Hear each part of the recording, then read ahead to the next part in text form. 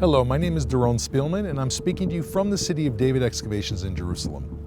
Recently, UNESCO, the United Nations organization responsible for protecting cultural heritage throughout the world, passed a series of resolutions denying the connection between the Jewish people and the Temple Mount and the Western Wall, and by extension, that of the whole city of Jerusalem.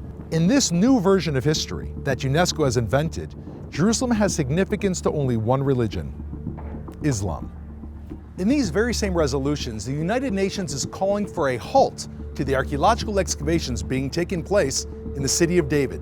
What is the connection, we may ask ourselves, to halting these excavations and their falsified version of history? The answer is actually very simple. For every day, scientists and archaeologists and volunteers are working at this site and are unearthing the very artifacts that prove Jewish history in Jerusalem. Let's go take a look. The structure that I'm in right now is 3,000 years old and goes back to the time period of King David. Inside this structure, archaeologists pulled two clay seals out of the ground with names written on them.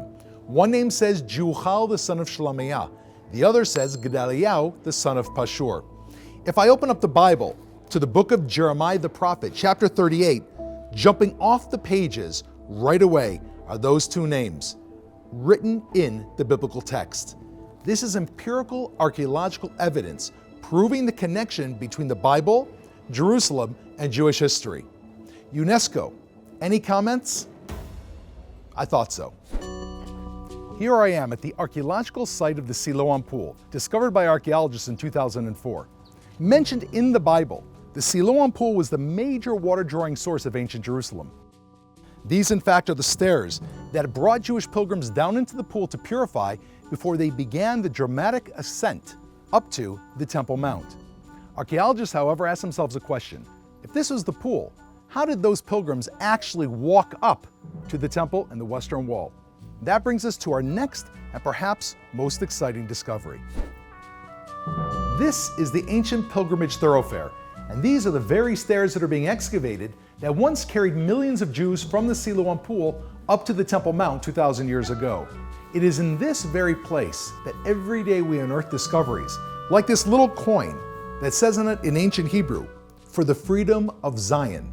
Zion is another name for Jerusalem. When this coin was minted, the Jewish people had already been in Jerusalem for 1,000 years. This was 600 years before Islam even came to the world. If anyone from UNESCO is out there listening, I encourage you, get your facts straight. Today, at the end of this pilgrimage staircase stands the Al-Aqsa Mosque. However, underneath the mosque stands thousands of years of Jewish history.